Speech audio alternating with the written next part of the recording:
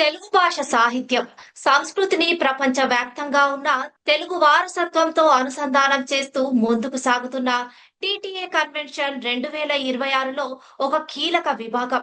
Literary మరియు sovereign week. ఈ విభాగం ద్వారా తెలుగు సాహిత్యాన్ని ప్రోత్సహించడం, రచయితలకు వేదిక కల్పించడం, అలాగే టీటీఏ కన్వెన్షన్ జ్ఞాపకాలను చిరస్థాయిగా నిలిపే సావరెన్ రూపకల్పనలో విశేష కృషి జరుగుతోంది. ఈ రోజు మనతో ప్రత్యేక అతిథిగా ఉన్నారు టీటీఏ కన్వెన్షన్ లిటరరీ మరియు సావరెన్ వింగ్ ప్రతినిధి శ్రీనివాస్ గూడూరు గారు. అలాగే భవిష్యత్ తరాలకు తెలుగు భాషను చేరువ చేసే ప్రయత్నాల గురించి ఆయనతో ఆసక్తికరంగా ముచ్చటించబోతున్నాం. మరి ఆలస్యం ఎందుకు, కార్యక్రమాన్ని ప్రారంభిద్దాం. స్వాగతం శ్రీనివాస్ గూడూరు గారు. నమస్కారం అమ్మా. మా కార్యక్రమానికి విచ్చేసినందుకు హృదయపూర్వక ధన్యవాదాలు. Thank you. లైక్ వైజ్ మాకు కూడా మీ కార్యక్రమంలో, మీ టీవీ కార్యక్రమంలో పాల్గొనడానికి మాకు కూడా చాలా ఆనందంగా ఉంది. టీటీఏ కన్వెన్షన్ లో లిటరరీ మరియు సావరెన్ వింగ్ యొక్క ప్రధాన లక్ష్యం ఏమిటి sir? TTA Telangana American Telugu association doctor Pailla Malla Reddy గారి దార్శనికత్వంలో మన సంస్థ ప్రారంభమై 11 ఏట అడుగు పెట్టాము. విజయవంతంగా నడుస్తోంది. తెలంగాణలో సేవలకి అలాగే కళలకి ఒక పెట్టని కోట తెలంగాణ అమెరికన్ తెలుగు అసోసియేషన్, బ్రీఫ్గా టీటీఏ అంటాం మనం. సో ఈ సంస్థ యొక్క ఉద్దేశం ఏంటంటే మన తాలూకు భావితరాలకి మన కళలని, మన సాహిత్యాన్ని, మన హెరిటేజ్ అంటే మన యొక్క సంస్కృతి యొక్క ఘనమైన చరిత్రని ముందు తరాలకి అందించాలి. అలాగే ఇక్కడ మన కర్మభూమి అమెరికాలో, జన్మభూమి ఇండియాలో కూడా మన సేవలు అందించాలి. అక్కడ ఆపర్చునిటీస్ లేకున్న చాలామంది కూడా వాళ్ళందరికీ కూడా అవకాశాలు అందించాలనే ఒక సదుద్దేశంతో డాక్టర్ పైలమల్లారెడ్డి గారు ఈ సంస్థను ప్రారంభించారు. అండ్ దీనికి డాక్టర్ విజయపాల్ రెడ్డి గారు నేతృత్వంలో అడ్వైజరీ కౌన్సిల్, అలాగే నేటి తరం యువనేత నవీన్ రెడ్డి మలిపెద్ది వారి ఆధ్వర్యంలో కూడా ఈ సంస్థ ముందుకెళ్తోంది. ఎందుకంటే ముందుగా నేను సంస్థ గురించి కొంత పరిచయం ఇవ్వాలనుకున్నాను. సో చెప్పండి సార్. ఈ సందర్భంగా మనం ఈ 2026లో ఈ కన్వెన్షన్ జరుపుకుంటున్నాం. ప్రతి 2 ఏళ్లకు ఒకసారి ఈ కన్వెన్షన్ జరుపుకోవడం జరుగుతుంది. ఇది దేశవ్యాప్తంగానే కాదు, ప్రపంచవ్యాప్తంగా ఉన్న కళల అభిమానులు, అలాగే ఎన్నో రకాల ఏరియాస్ ఉన్నాయి ఈ కన్వెన్షన్లో. పొలిటికల్ అనుకోండి, తర్వాత సాహిత్యం అనుకోండి, మెడికల్ అనుకోండి, దాదాపు 40 కమిటీలు ఉన్నాయి. 40 రకాల రంగాల్లో మేము దీన్ని తెలుగు వారందరినీ ఒక దగ్గరికి తీసుకొచ్చేసి వాళ్ళకి మన వారసత్వం, మన తెలంగాణ తాలూకు గొప్పదనాన్ని మనందరం చాటుకుంటూ ఘనంగా ఈ వేడుకలు జరుపుకోవాలనే ఉద్దేశంతో టీటీఏ కన్వెన్షన్ 2026 జూలై 17 నుంచి 19 వరకు జరగబోతోంది. ముందుగా మీ అందరికీ, మీడియా మిత్రులకి, అలాగే వీక్షిస్తున్న అందరు తెలుగు వారందరికి కూడా స్వాగతం. ఇక మీ ప్రశ్న అవుతాం. ఈ యొక్క నేను శ్రీనివాస్ గూడూరు, టీటీఏ యొక్క సావనీర్ అండ్ లిటరరీ డైరెక్టర్ని. ఒకేమో మన సోవనీర్ అని అంటే జ్ఞాపిక. ఈ మనం 2 ఏళ్లుగా సాధించిన ప్రగతి, అటు ఇండియాలో, తెలంగాణ, అలాగే ఇక్కడ మన సంస్థ దాదాపు 20 చాప్టర్లు ఉన్నాయి మాకు. ఆ 20 చాప్టర్లు కూడా ఏమేం చేసాయి, అలాగే అది చేయడానికి మా అందరికి చేయూతనిచ్చిన దాతలందరికి ధన్యవాదాలు తెలుపుకుంటూ, దీంట్లోనే మన సారస్వతాన్ని అంటే లిటరేచర్ని కూడా చాలా కథలు, కథానికలు ఆహ్వానిస్తాము. అందరిని, మన ప్రపంచవ్యాప్తంగా ఉన్న మిత్రులందరి నుంచి కూడా. టీటీఏ సంఘ సభ్యులే కాకుండా అందరూ, బార్డర్లెస్ లేవు, టీటీఏకి బార్డర్స్ లేవు, ఎల్లలు లేవు. తెలంగాణ అనుకున్నా కానీ మన హైదరాబాద్ లాగా టీటీఏ ఇట్స్ ఇంక్లూజివ్. హైదరాబాద్లో అందరూ ఉన్నారుగా, అలాగే టీటీఏ కూడా. సో వారందరినీ వచ్చిన రకరకాల కథలు అనుకోండి, వ్యాసాలు అనుకోండి, చిన్నారుల యొక్క పెయింటింగ్స్, అన్నీ మనం దీంట్లో ప్రోత్సహించడానికి ఈ సాగునీరు అనేది ఈ 2 ఏళ్ల తాలూకు జ్ఞాపకాల ఒక నిధి. ఆ నిధిని సమకూర్చడంలో సాగునీరు తోడ్పడుతుంది. దానికి నేను డైరెక్టర్‌గా గత 10 ఏళ్లుగా అంటే సంస్థ ప్రారంభమైనప్పటి నుంచి కూడా నాకు నన్ను నమ్మి ఈ బాధ్యత నాకు పెద్దలు అప్పగిస్తూ వస్తున్నారు. సో, ఈ సంచిక కూడా దీనికి నేను డైరెక్టర్‌గా చేస్తున్నాను. ఇక లిటరరీ వచ్చేసేసి టీటీఏ చాలా లిటరరీ అంటే సారస్వతానికి సంబంధించిన కార్యక్రమాల్ని జూమ్‌లో గానియండి, ప్రత్యక్షంగా గాని మేము నడిపిస్తూ ఉంటాము. ఫర్ ఎగ్జాంపుల్ చెప్పాలంటే లాస్ట్ ఉగాది ఒక చక్కని సాహిత్య కార్యక్రమం చేశాం. ఆహ్, మంచి లబ్ధ ప్రతిష్ఠులైన కవులు, రచయితలు దాంట్లో పాల్గొన్నారు. భువనచంద్ర గారు, తర్వాత ఇక్కడ తెలుగు సంస్థలకు అందరికీ ఒక ఆద్యుడైన చిట్టెన్ రాజు గారు, ఆహ్, తర్వాత ఇట్లాగా మనకు చాలామంది పేరెన్నికన్న కవులు వాళ్ళందరూ గూడా పాల్గొని ఉగాది కార్యక్రమాన్ని మేము చక్కని కవితలతో అందరికీ ఉగాది శుభాకాంక్షలు తెలియజేసుకుంటూ కవులందరినీ ప్రోత్సహిస్తూ చేసుకున్నాం.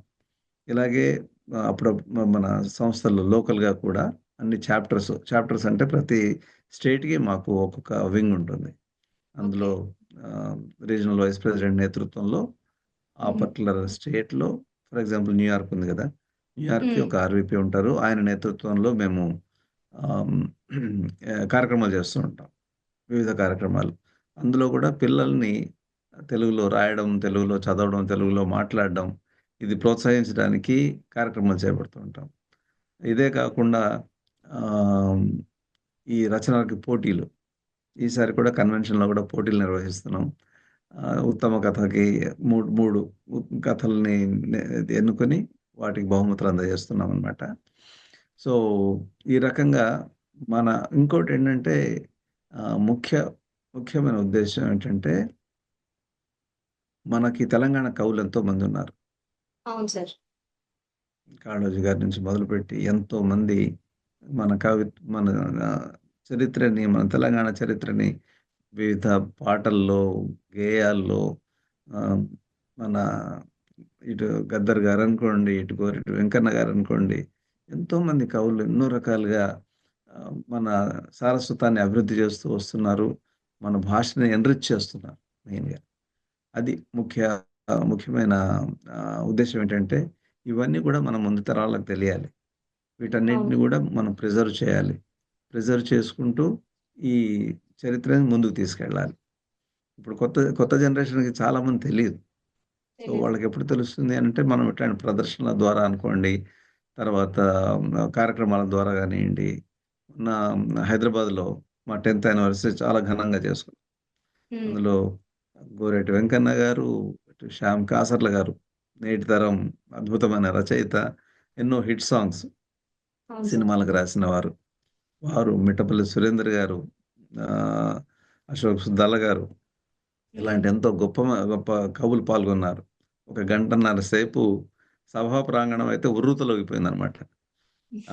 వారి పోయెట్రీ తోటి, వారి పాటలతోటి ఇక గోరటి వెంకన్న గారి గురించి చెప్పనక్కర్లేదు.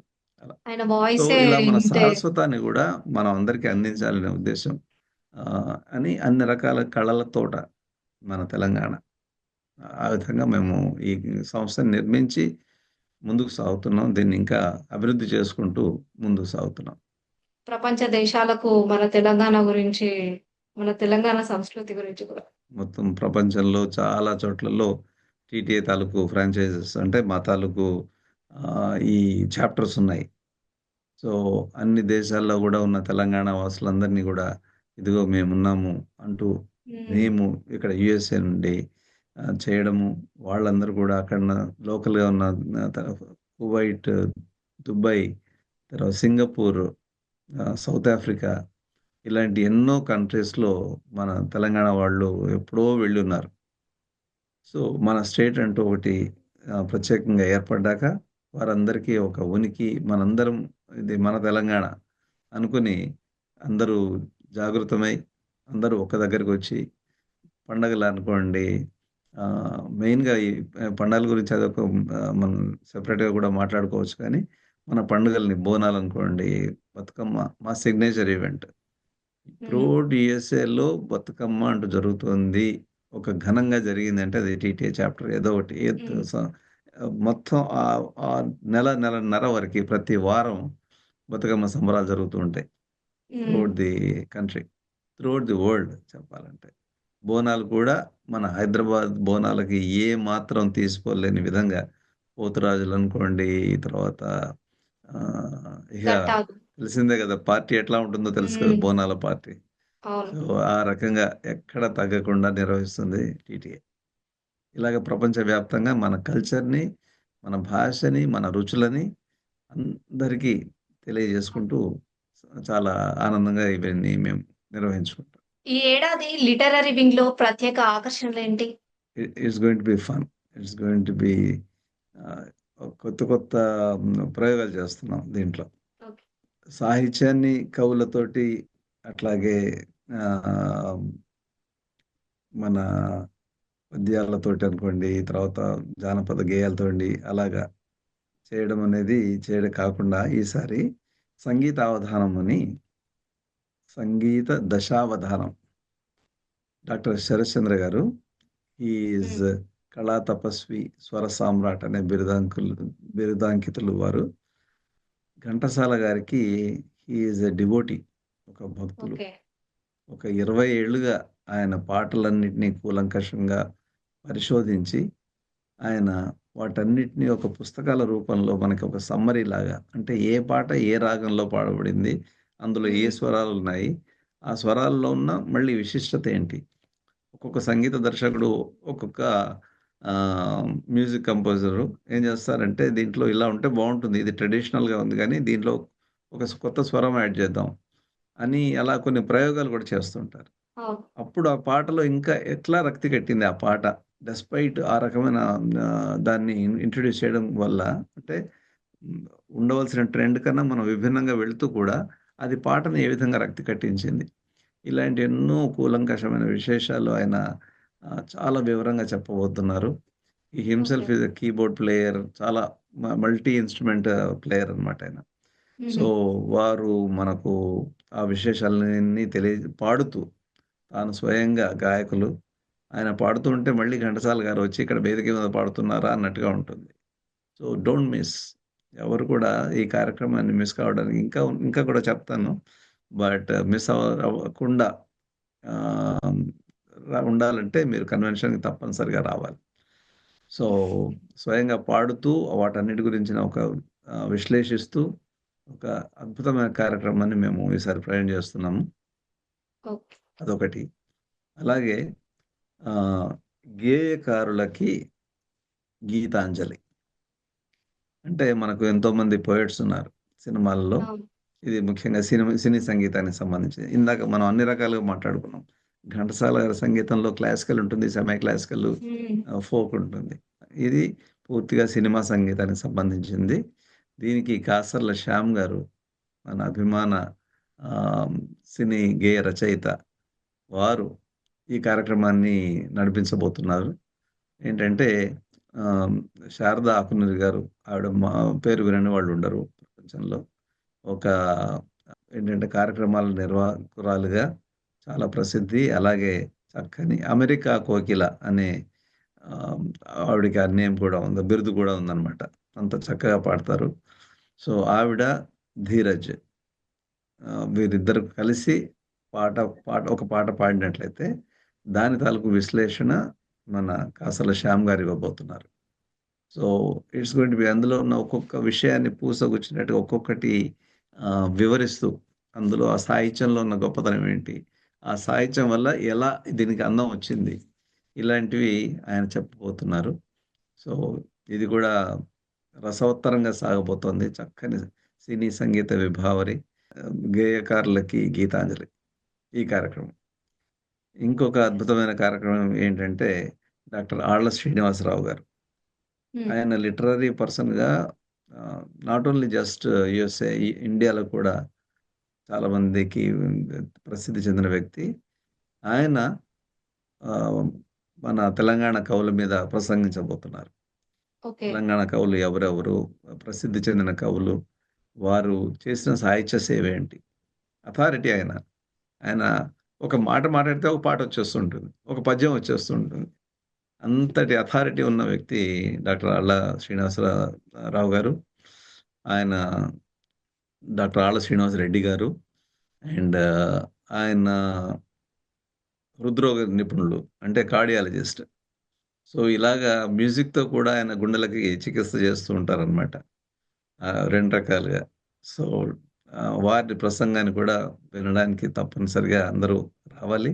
వస్తారు గూడా. ఆయన పేరు చెప్తే okay. Okay. We are coming అంటారు. అంతటి పేరున్న వ్యక్తి. ఇక నా last and but not least అంటాం గదా!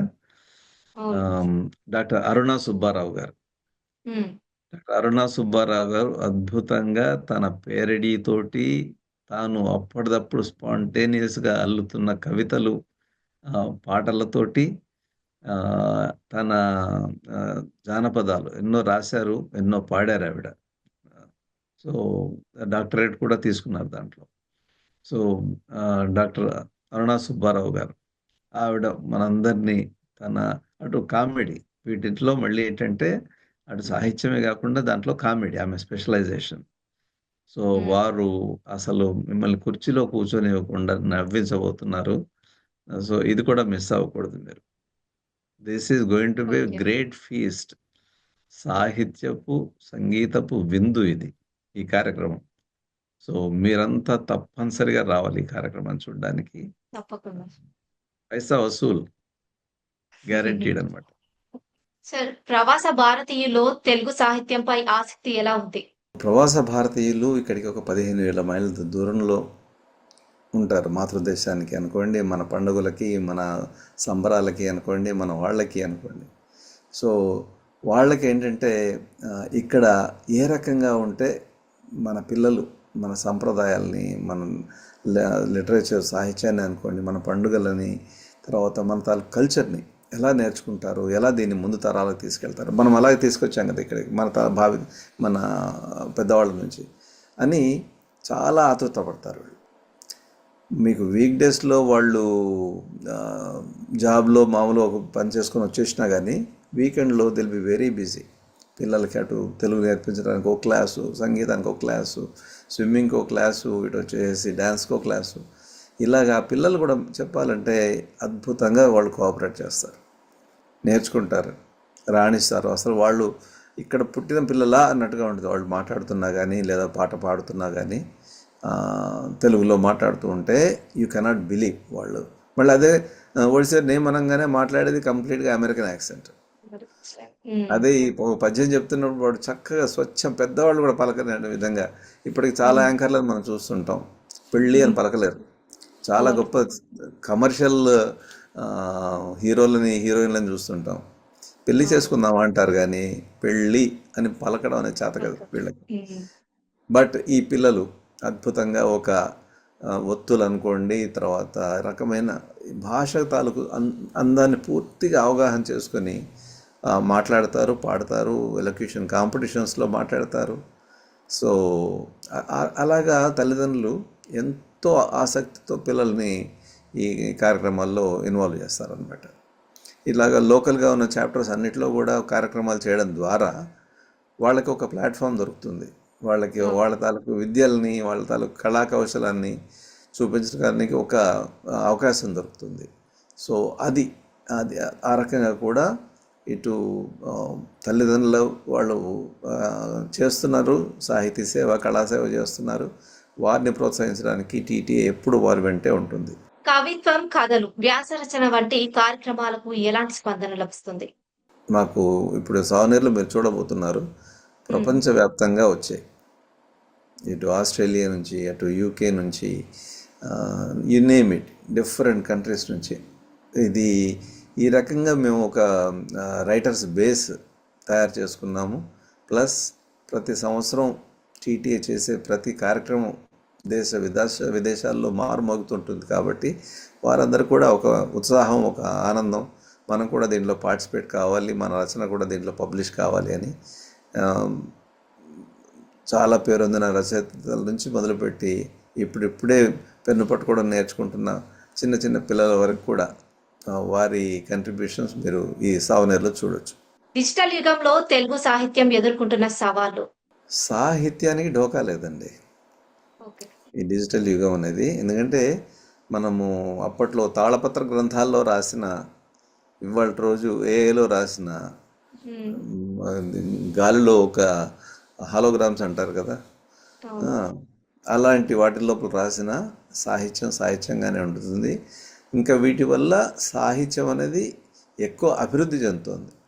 ఉమ్, కాకపోతే మన నుంచి సాహిత్యానికి అంటే point A to point B వెళ్ళడానికి ఉండే మాధ్యమాలు ఉన్నాయి కదా, ఆ మాధ్యమాల విషయంలో కొన్ని దోహదపడే ఉన్నాయి, కొన్ని వచ్చేసేసి మనిషిలో ఉండే క్రియేటివిటీని కొంత తగ్గించేసామో, కొంత నిర్జీవంగా చేయడమో, లేకపోతే ఆ, ఆ, మన తాలూకు క్రియేటివిటీని మనం ఆటోమేట్ చేసుకోవడం ద్వారా, మీకు తెలుసు నేను ఏం మాట్లాడుతున్నాను, ఏఐ. ఉమ్, సో ఇప్పుడు రైటర్లకు కానివ్వండి, మ్యూజిక్ కంపోజర్లకు కానీ, వీళ్ళందరికీ కూడా ఈ డిజిటల్ యుగంలో కొంత పని కోల్పోతున్నారు వాళ్ళు. అవును. ఎందుకు? ఏ చెప్పేసి నాకు ఆవు మీద ఒక వ్యాసం రాయంటే ఇదివరకు బుర్ర ఉపయోగించేవాళ్ళం. ఆవుకు రెండు కొమ్మలు ఉండను వగేరా. ఉమ్, ఇప్పుడు అక్కర్లేదు. మీ గురించి ఏ ఆలోచిస్తుంది, ఏ రాసేస్తుంది. మీరు పెన్ను పెట్టట్లేదు. మీ అవును. రైటింగ్, స్పీకింగ్ ఇవన్నీ కూడా ఏంటంటే మన మెదడులో ఉండే న్యూరాన్స్ని పనిచేస్తూ ఉంటాయి. ఏఐ కూడా అట్లాగే పనిచేస్తుంది. ఎన్నో రకాల న్యూరాన్ల మధ్య జరిగే విస్ఫోటనాలే ఆలోచనలు. ఆ ఆలోచనలు కలిగిన తర్వాత నువ్వు రాయాలి, రాసిన దాన్ని పేపర్ మీద పెట్టాలి. ప్రజెంట్ అదే చేయాలి. దాన్ని నువ్వు ప్రింట్ చేస్తావో, ఎలాగ పంపిస్తావో, వివిధ మాధ్యమాల ద్వారా పాయింట్ బికి చేరుస్తావు నువ్వు. ఈ ప్రాసెస్లో అయితే ఏంటంటే పిల్లల్లో కూడా ఇది ఒక డేంజరస్ ఫార్మాట్ అవుతుంది అనమాట. అవును. నాట్ ఓన్లీ లిటరేచర్, ఇది స్కూళ్ళల్లో, హోంవర్క్ల్లో ఏ రాసి ఇచ్చేస్తున్నారు, టక్మని ఇచ్చేస్తుంది. ఎక్కడ వాళ్ళ కాపీ ఆలోచన శక్తి కూడా తగ్గుతుంది. తగ్గుతుంది. ఉమ్, ఎగ్జాక్ట్లీ.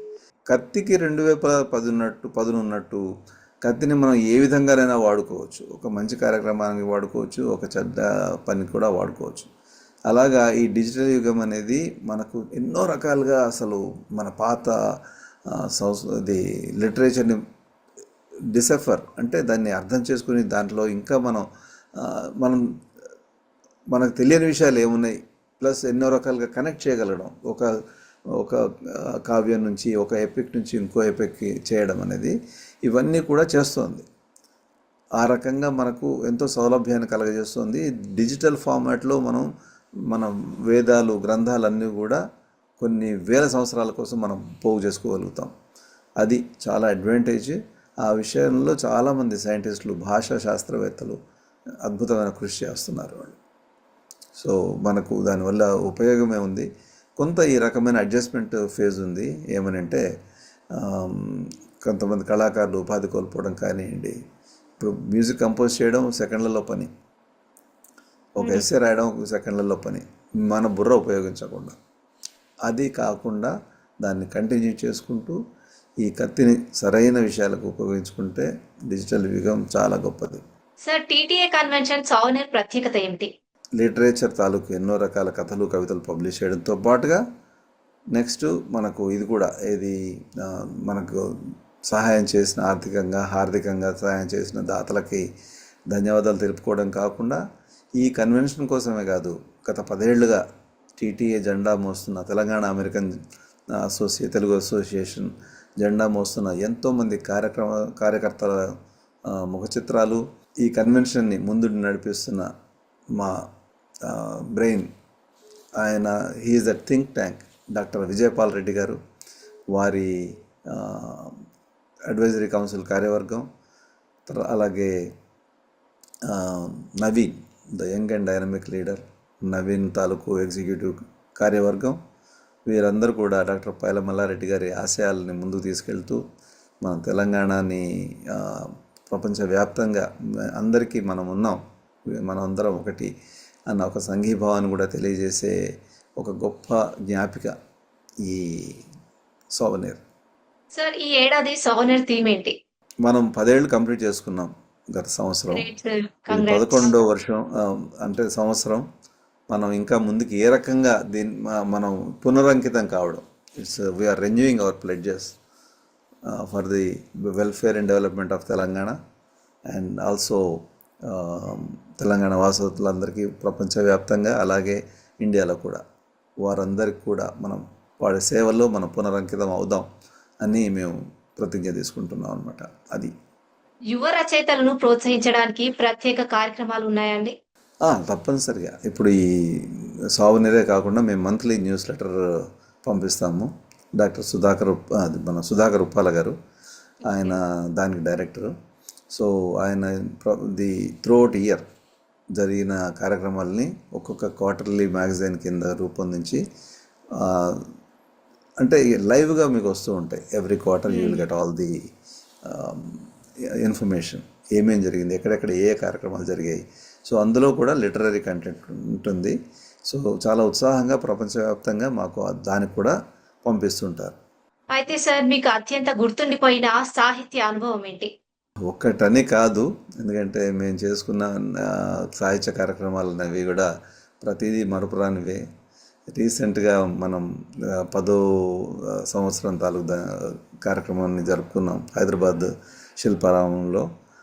అది అక్కడ అటు పాత తరం నాటి ఎనర్జీ తగ్గని గోరెటి వెంకన్న గారి నుంచి ఈ కొత్త సంవత్సరం కొత్త తరం ఈ వీరు శ్యామ్ కాసర్ల గారి వరకు అన్ని రకాల పాటలు, నృత్యాలు, జానపద నృత్యాలు అన్నీ కూడా మేము చేసుకోగలిగాం.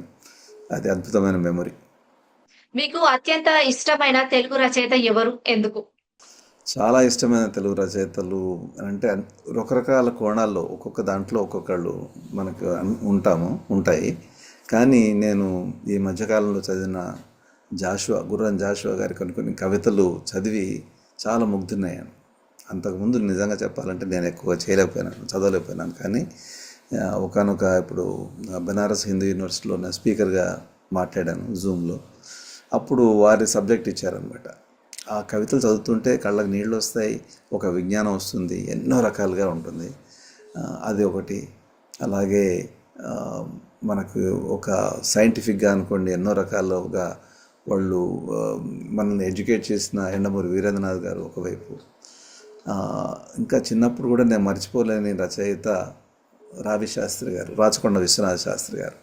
వారి కథలైతే మీకు ఒక పేదవారి జీవితాన్ని అద్దం పట్టి చూపిస్తాయి. మీరు చదువుతూ ఉంటే కళ్ళ ముందు ఆ సీనరీ వెళ్ళిపోతూ ఉంటుంది. వారొకరు ఇలాగా. ఓకే. టీటీఏ లిటరరీ వింగ్ ద్వారా మీరు సాధించాలని కోరుకునే గొప్ప లక్ష్యం ఏంటి? మరింత మంది రచయితలు, మరింత మంది పెన్ను పెట్టి రాసేవాళ్ళు, అలాగే చిన్నపిల్లల్లో మరింత సారస్వతాన్ని పెంపొందించేది మా లక్ష్యం. టీటీఎన్ కన్వెన్షన్ కు వచ్చే ప్రతి ఒక్కరు తప్పకుండా చూడాల్సిన లిటరరీ కార్యక్రమం ఏంటి? మా కార్యక్రమాలు 3 రోజుల్లో స్ప్రెడ్ అవుట్ అయి ఉంటాయి. ప్రతి కార్యక్రమంలో ఒక ప్రత్యేకత ఉంటుంది, ప్రతి కార్యక్రమంలో ఒక విశిష్టత ఉంటుంది. కాబట్టి దేన్ని విడవకండి, తప్పనిసరిగా ప్రతిదీ చూడండి, అన్నీ కూడా చూడండి. థ్యాంక్ యూ సార్, ఈ కార్యక్రమంలో పాల్గొన్నందుకు. Thank you so much for having me. And దీని ద్వారా మా టీటీఏ కన్వెన్షన్ గురించి మేము చేస్తున్న సాహిత్య సేవే కాకుండా సేవలన్నింటినీ కూడా మీరు ప్రపంచవ్యాప్తంగా మీ టీవీ ద్వారా అందరికీ అందిస్తున్నారు. మీకు కూడా మా ధన్యవాదాలు. Thank you sir, thank you so much. ఈ కార్యక్రమం చూసిన ప్రతి ఒక్కరికి ధన్యవాదాలు. వచ్చే కార్యక్రమంలో మళ్ళీ కలుద్దాం.